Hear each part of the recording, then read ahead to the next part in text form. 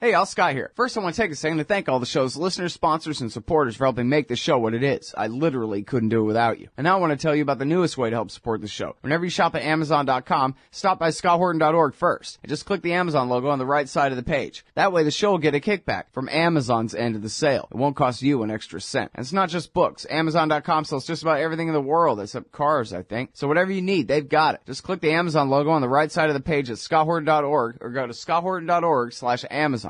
Okay, y'all, Scott Horton Show. ScottHorton.org for the archives. More than 4,000 interviews now going back to 2003. Sign up for the podcast feed there and all of that. Follow me on Twitter at Scott Horton Show. All right, introducing David Bromwich. He is the Sterling Professor of English at Yale University and the author of The Intellectual Life of Edmund Burke. His latest is Moral Imagination. And usually we read them at the Huffington Post, but this one is in the National Interest. They've been running a lot of good stuff there lately at the National Interest. This one is called The Roots of Hillary's Infatuation with War. Well, that's easy money, right? No. Welcome back to the show. How you doing, David? I'm fine, Scott. Good to be with you. Very happy to have you back here. Well, so go ahead. What is it, do you think? That's not my title, and the title they put into the paper edition, The Wings of the Hawk, isn't my title either, but mine was so unsexy, Hillary Clinton's foreign policy, that I think they had to dig something better. I think that Hillary Clinton is a believer in American power, never was not a believer in American power and American hegemony.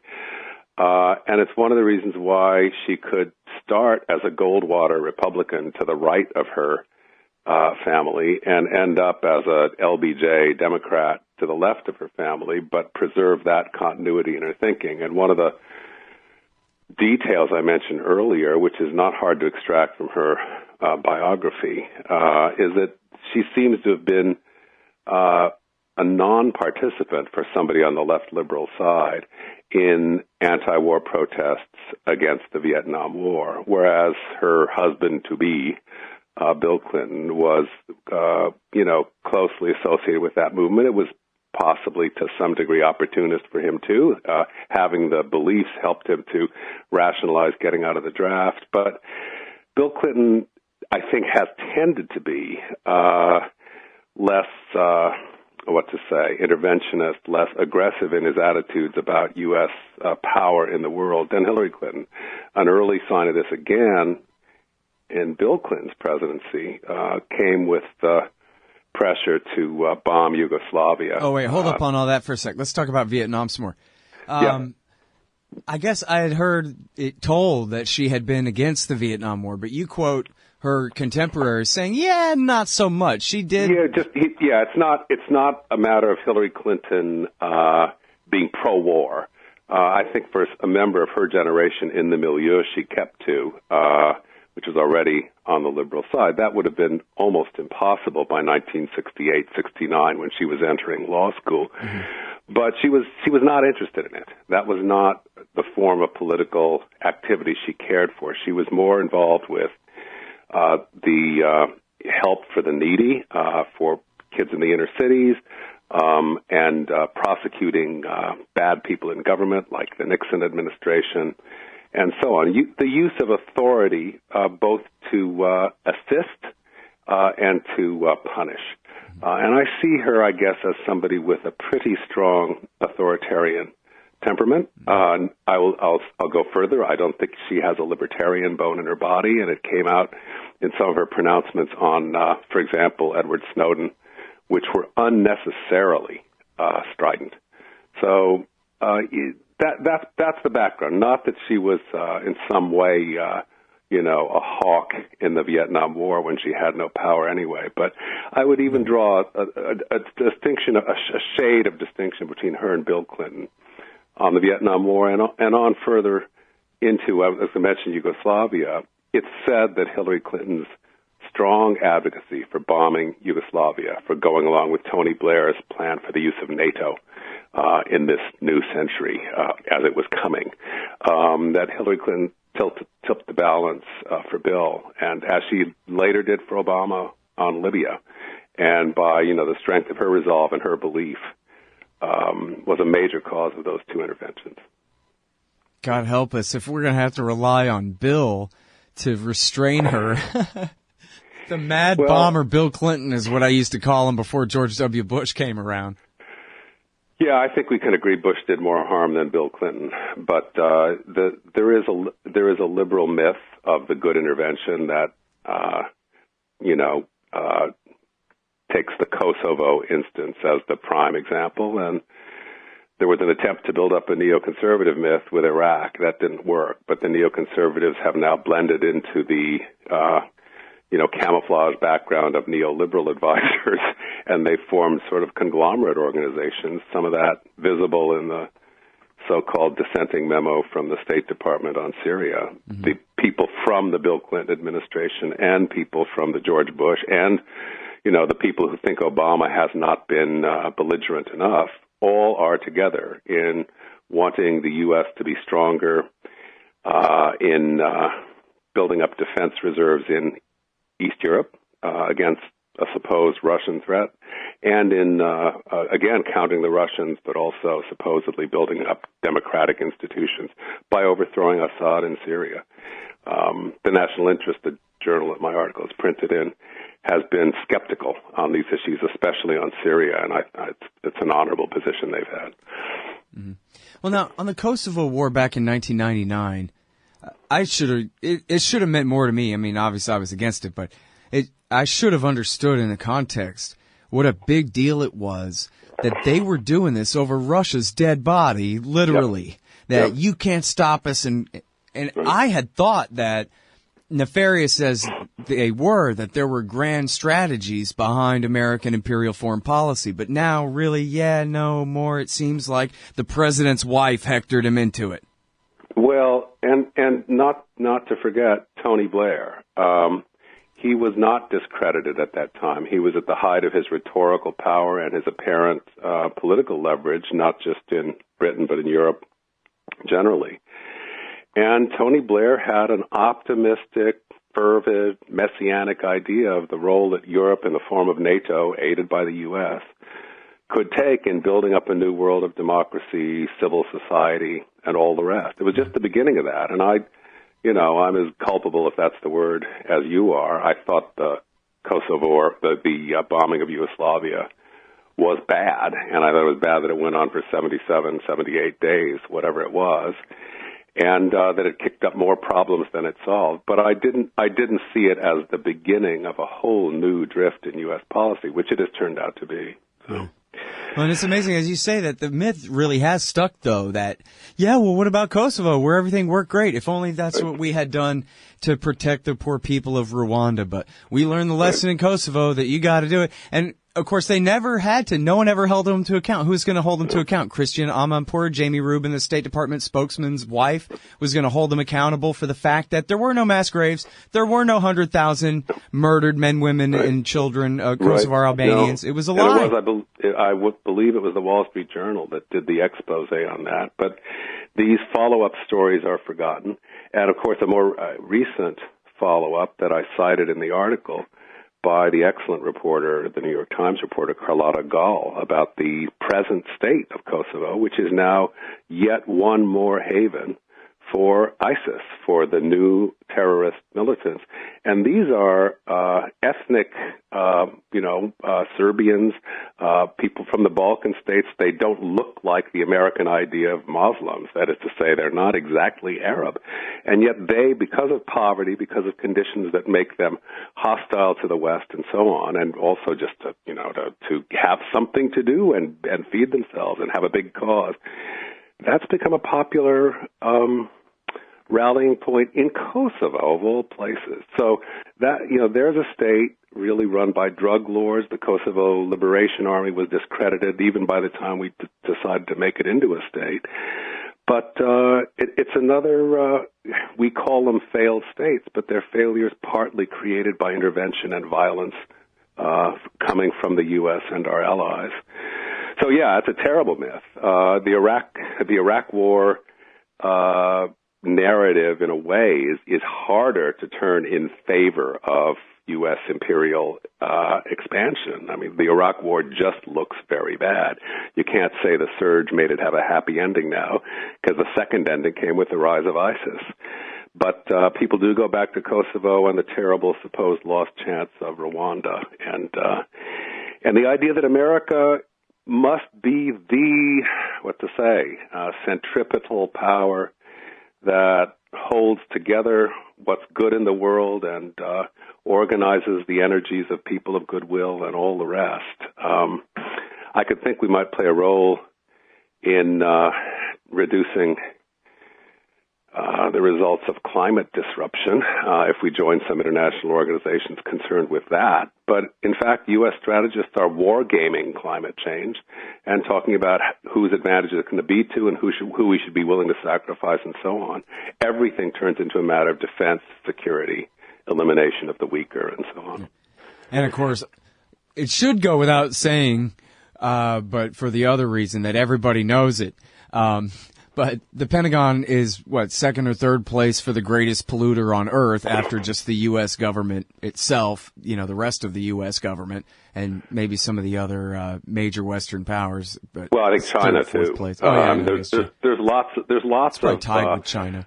Yeah, there's lots of blame to go around on climate disruption, but it is extraordinary that I suppose the United States is the country that is on record as thinking best of itself, constantly speaking of itself as and this cuts across party lines. Bush did it, Obama does it, and yet on this issue where there is a scientific consensus and a consensus of educated people, on this issue of climate disruption, the U.S. lags behind.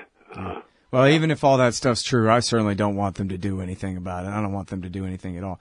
But still an important point, as far as just who's, if that stuff is true, look who's behind the worst of it.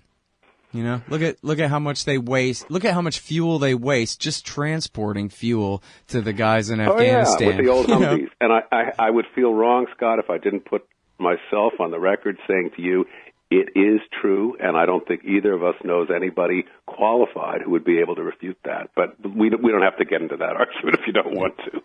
Well, like I say, it's beside the point, because I still want the U.S. government to cease to exist, not to do anything about climate change or any other thing. Well, and in any case, these wars are a distraction from any possible beneficent action of government or any possible,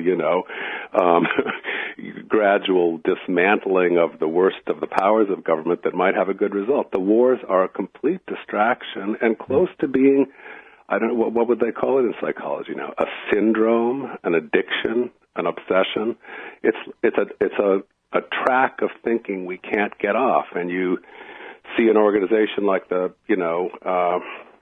Project for the New American Century gradually dissolve, and then it gets replaced by something called, the Center for a New American Security or whatever it is. Right, and people who are ambitious to be in the next administration, in this case they imagine it's going to be a Clinton administration, angle for positions by writing policy papers or, leaking memos about how we need to be more aggressive in Syria, we need to somehow counter Russian power without any sort of threatening confrontation. They don't say how exactly you cut that very fine difference. You're going to create a no-fly zone, but make sure you don't intercept any unfriendly Russians and create an incident. Right.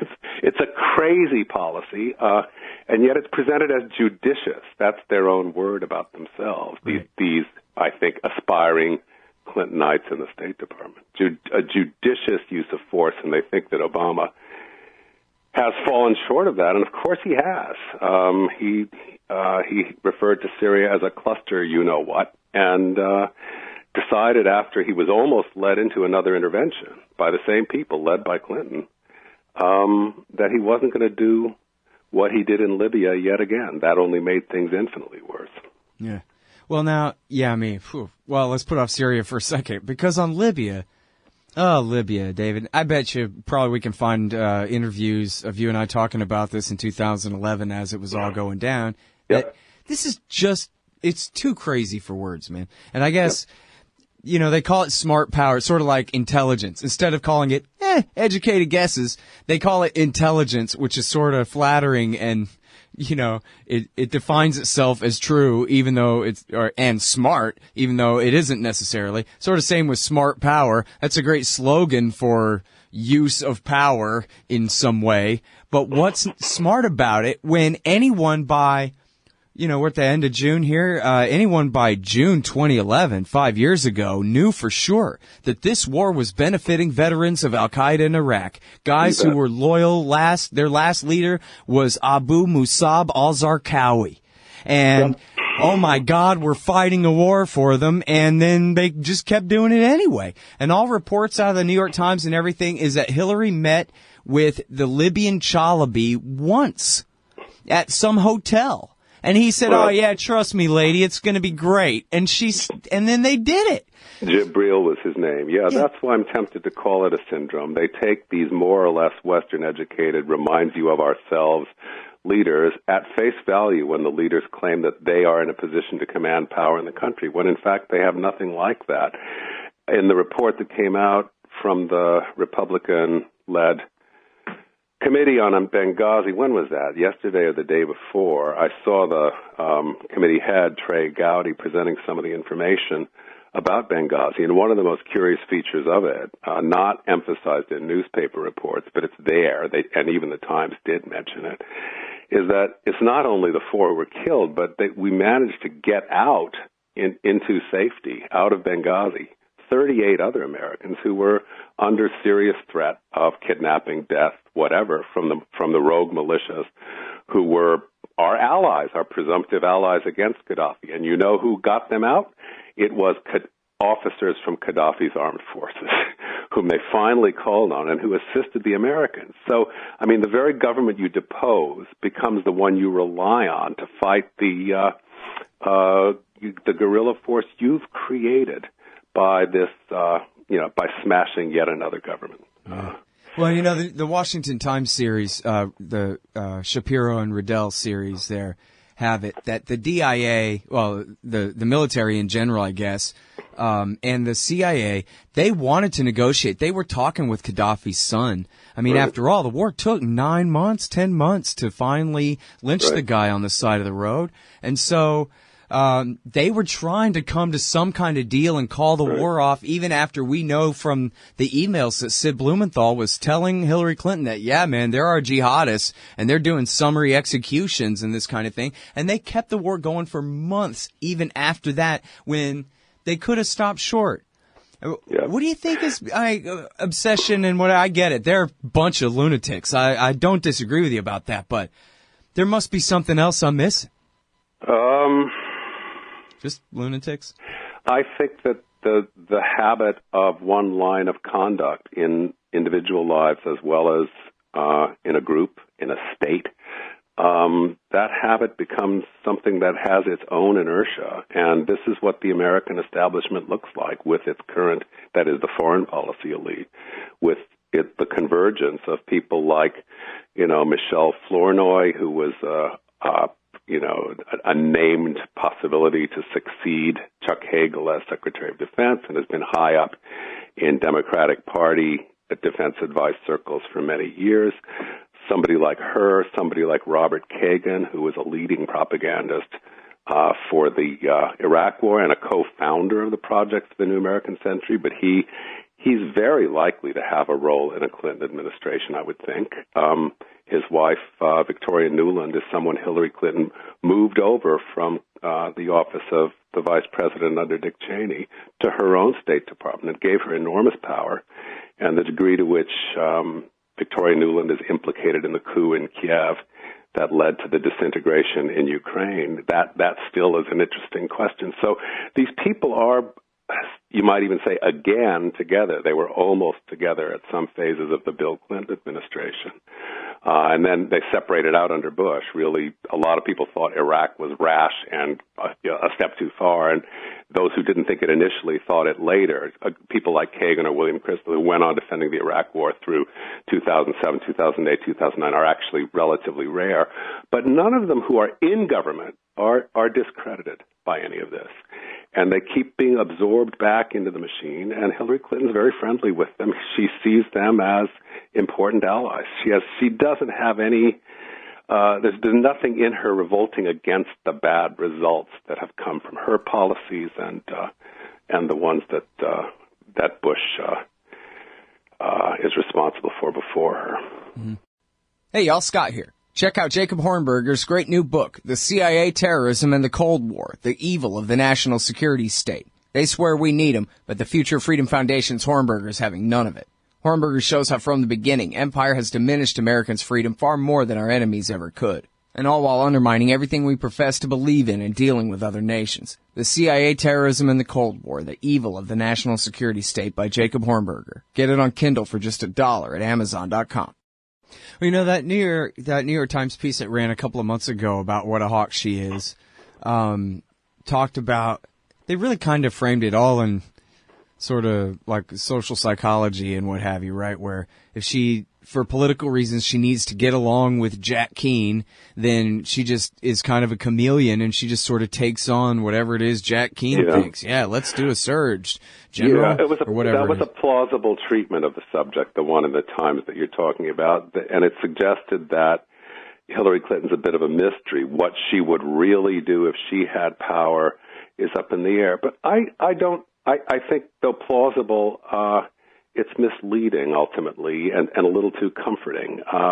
She was Secretary of State, and she used her weight to back Petraeus and McChrystal against Robert Gates, the person held over from a Republican administration to Obama's administration with his silly idea of a team of rivals. So Gates becomes the moderate on escalation, not on escalation in Afghanistan, but on bombing Libya. And Hillary sided with all of those people against Obama, against Doug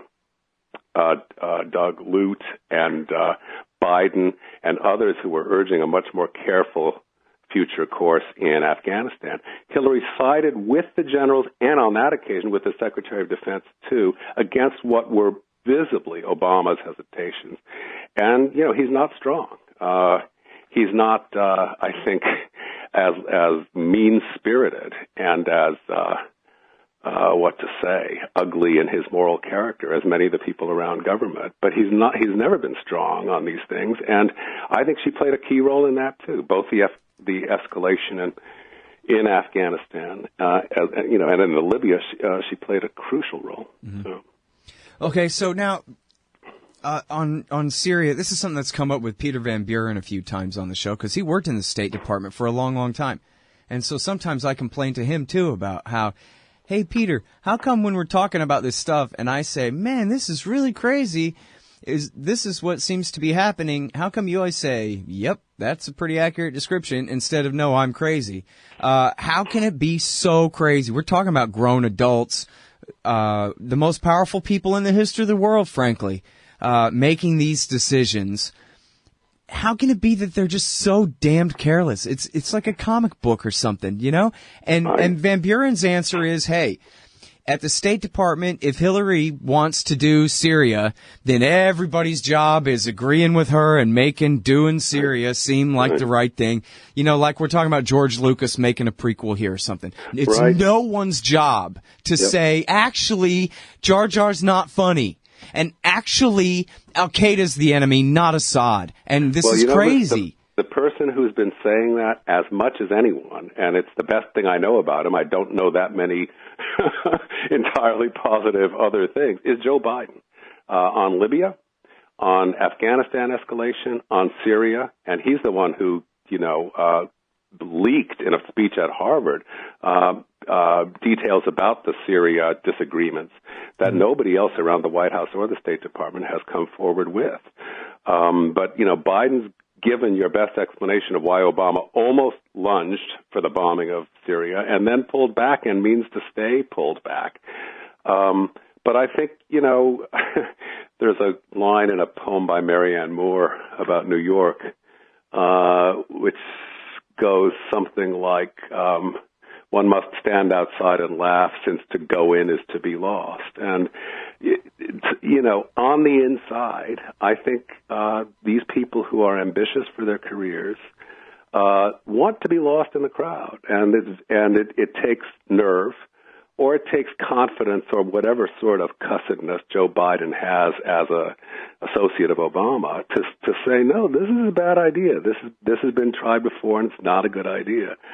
The tendency just to conformity, I guess, even more in a great power that has a myth of its own success.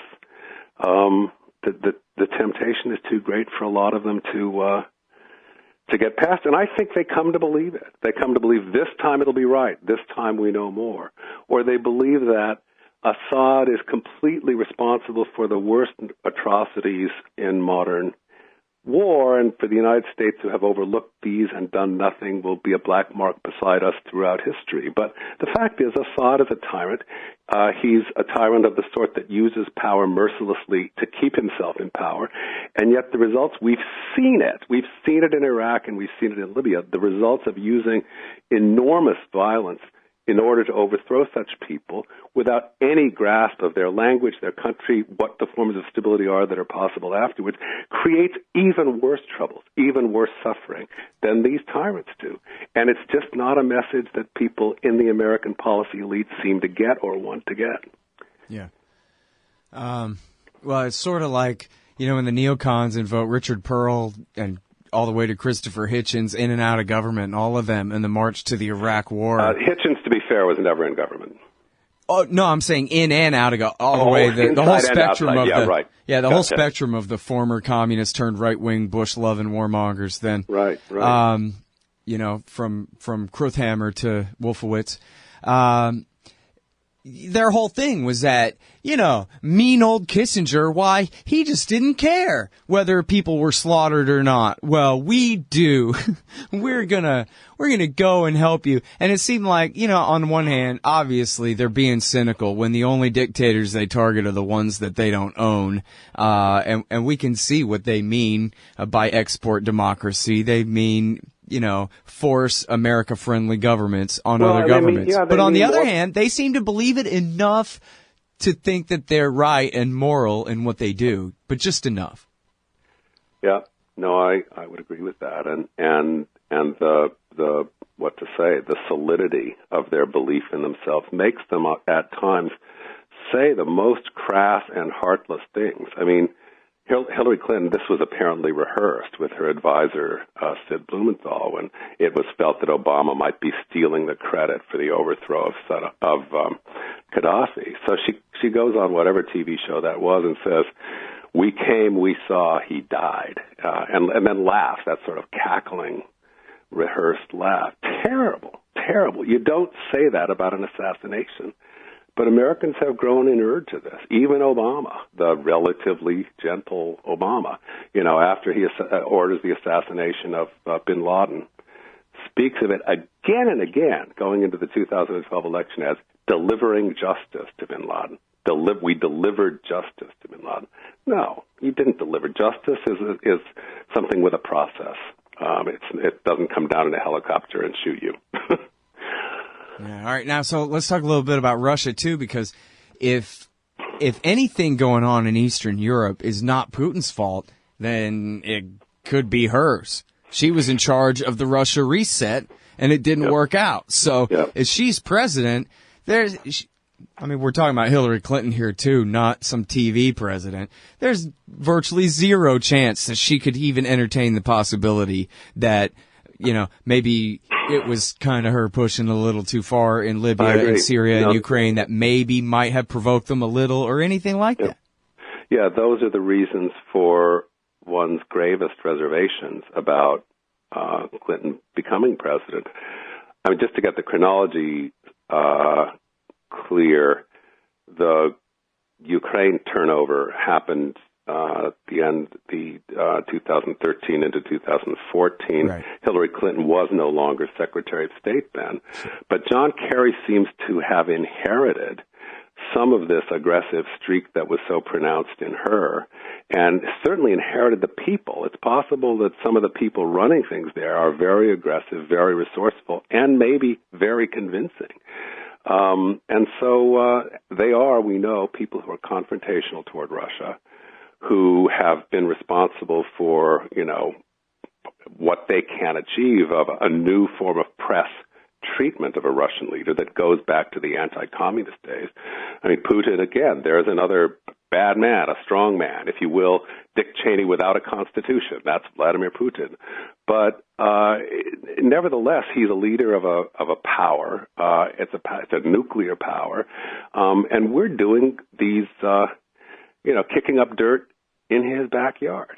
And in a way that would never be allowed in the Western Hemisphere by the United States, in our hemisphere, let alone on our borders.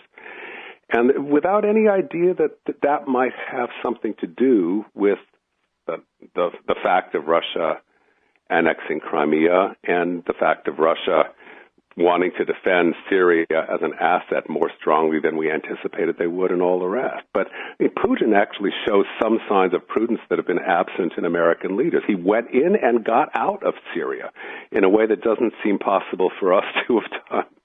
So, yeah, Hillary Clinton seems reckless about that.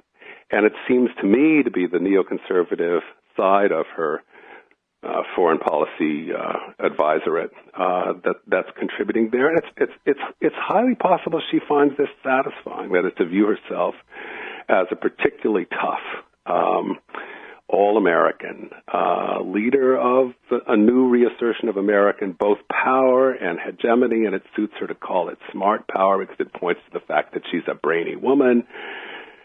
Yeah, it's quite dangerous. And on the other side, in this coming election, you have Trump, who is the unknown unknown incarnate,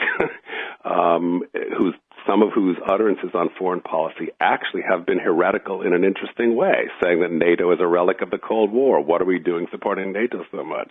Refusing to demonize Putin. But Trump is so all over the map, so incoherent, that people are naturally averse to him, too. So it's a truly terrible choice. Yeah.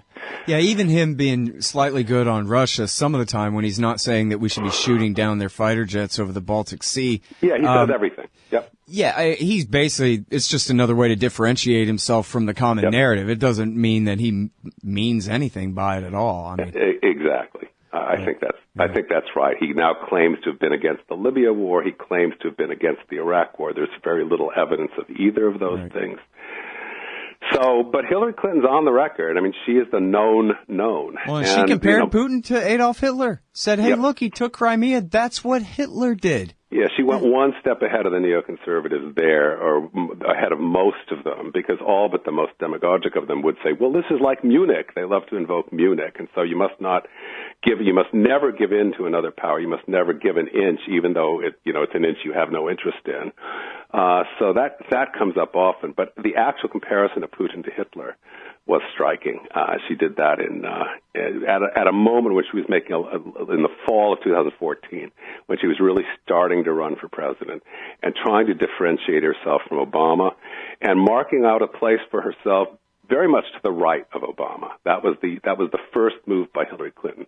Then when Sanders challenged her on the left, mostly on social policy, and later a little bit on foreign policy, saying that she was too much into regime change, Clinton moderated her presentation a little, and we don't know what it adds up to now, but I mean, the tendency of the record is towards a self-confident reassertion of American power.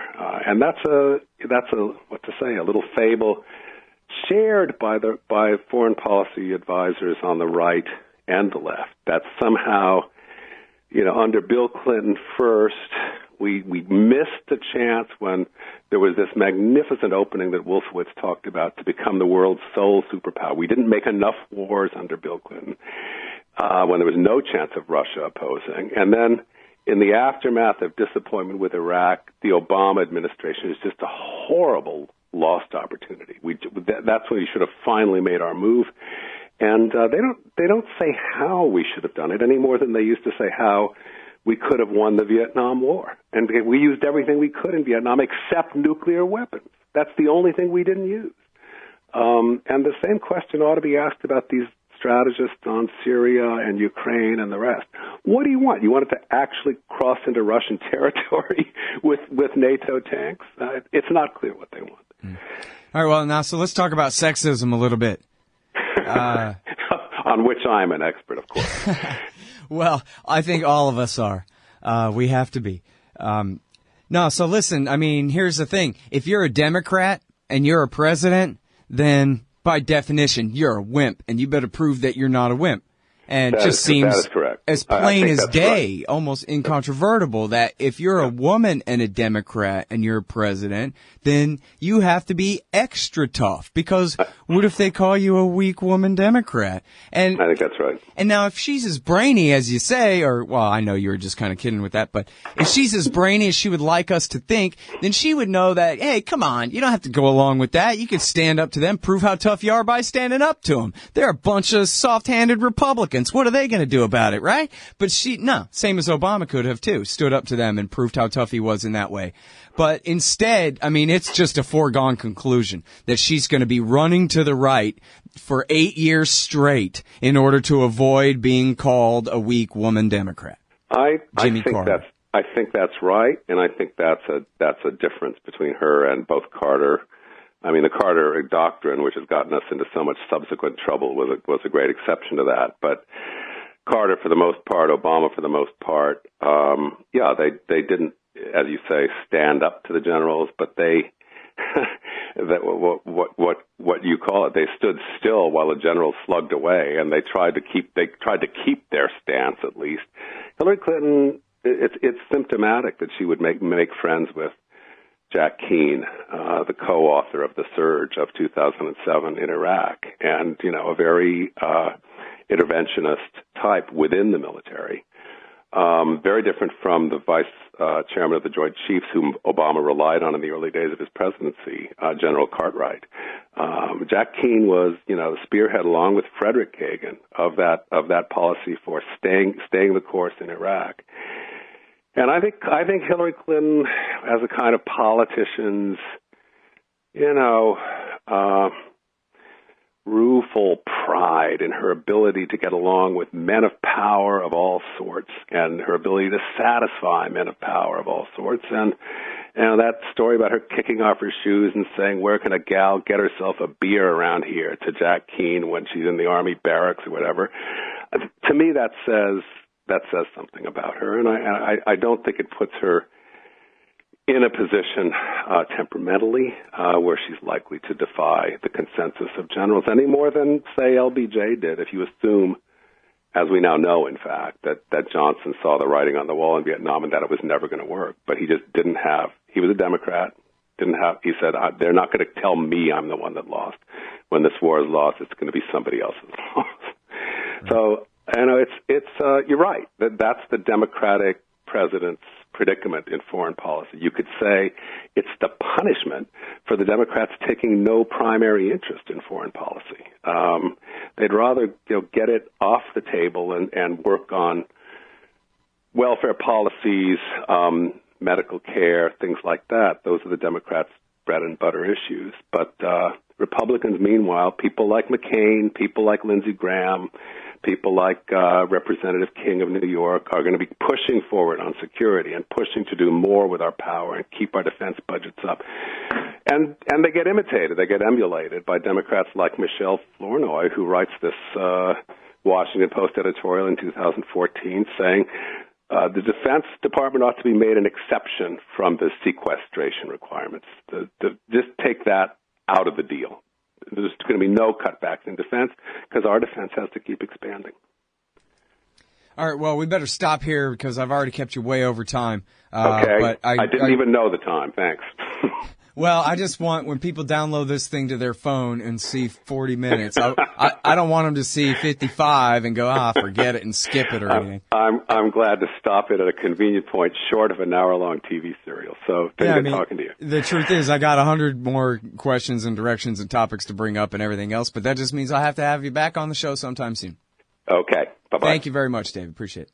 All right, y'all, that is David Bromwich, Sterling Professor of English at Yale University and author of The Intellectual Life of Edmund Burke and Moral Imagination. This one is at the National Interest, nationalinterest.org, The Roots of Hillary Clinton's Infatuation with War.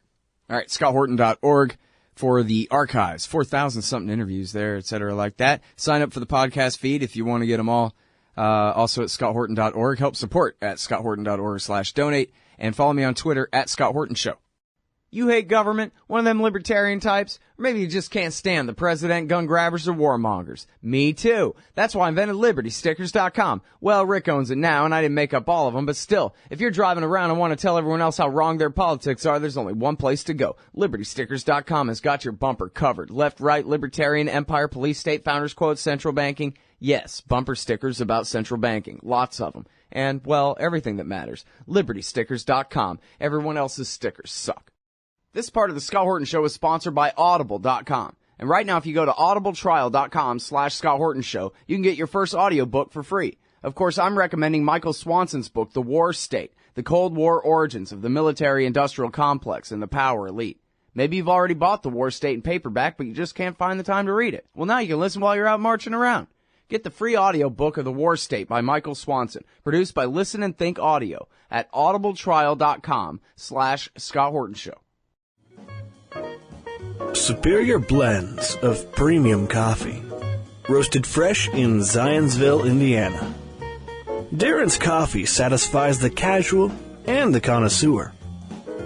Scott Horton Show listeners, visit darrenscoffee.com and use the coupon code SCOTT at checkout for free shipping. darrenscoffee.com. Because everyone deserves to drink great coffee.